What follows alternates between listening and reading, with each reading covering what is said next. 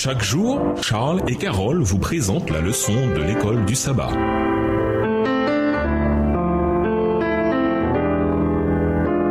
Bienvenue dans votre émission. Dieu nous parle. Nous voilà à la leçon de mardi, adorer la statue bis. Les étudiants de la Bible ont depuis longtemps identifié le lien entre Daniel 3 et ce qu'enseigne Apocalypse sur les événements des derniers jours. Et avec raison, car Daniel 3, avec l'ordre punissable de mort d'adorer la statue dans Daniel 3, le verset 15, reflète ce qu'Apocalypse enseigne sur l'ordre punissable de mort, d'adorer une autre image. Il lui fut donné d'animer l'image de la bête pour que l'image de la bête parle et fasse tuer tous ceux qui ne se prosternaient pas devant l'image de la bête. Apocalypse 13, verset 4. Lisons Apocalypse 13, versets 11 à 17, Apocalypse 14, versets 9, 11 et 12, Apocalypse 16, verset 2, Apocalypse 19, verset 20 et Apocalypse 20, verset 4. Quel contraste oppose les commandements de Dieu aux commandements des hommes? Apocalypse 13 et versets 11 à 17. Puis je vis monter de la terre une autre bête qui avait 2 cornes semblables à celles d'un agneau et qui parlait comme un dragon. Elle exerçait toute l'autorité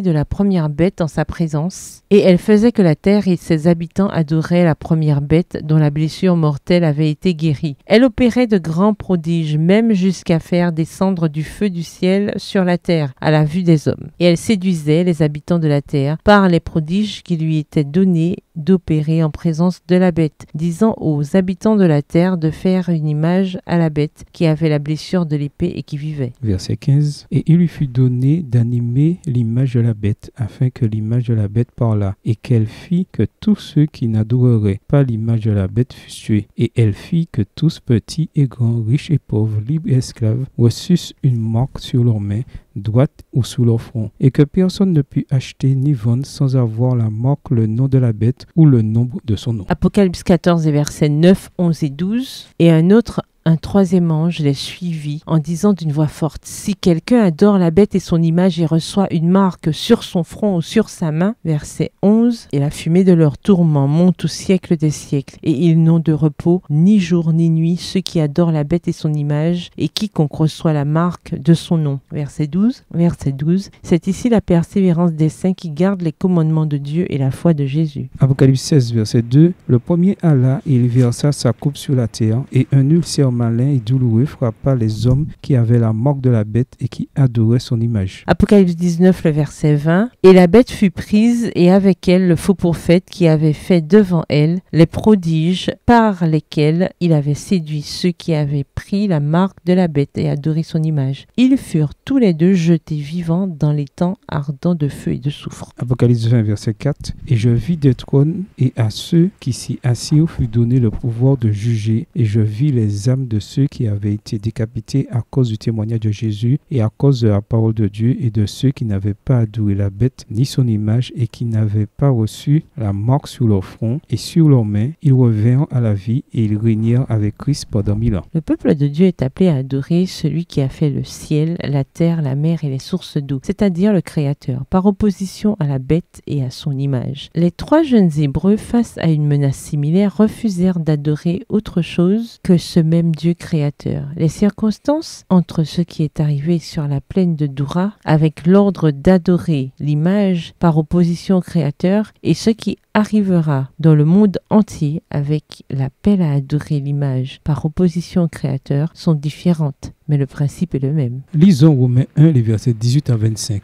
Remarquez le lien entre Romains 1, verset 18 et Apocalypse 14, versets 9 et 10 sur la couleur de Dieu. En quoi la question de l'adoration de l'image est-elle une autre manifestation de ce même principe d'allégeance des humains? Romains 1, les versets 18 à 25. La colère de Dieu se révèle du ciel contre toute impiété et toute injustice des hommes qui retiennent injustement la vérité captive. Car ce qu'on veut connaître de Dieu est manifeste pour eux, Dieu le leur ayant fait connaître. En effet, les perfections invisibles de Dieu, sa puissance éternelle et sa divinité se voient comme à l'œil depuis la création du monde quand on les considère dans ses ouvrages. Ils sont donc inexcusables, puisqu'ayant connu Dieu, ils ne l'ont point glorifié comme Dieu et ne lui ont point rendu grâce, mais ils se sont égarés dans leurs pensées et leur cœur sans intelligence a été plongée dans les ténèbres, se vantant d'être sages. Ils sont devenus fous et ils ont changé la gloire du Dieu incorruptible en image, représentant l'homme corruptible, des oiseaux, des quadrupèdes et des reptiles.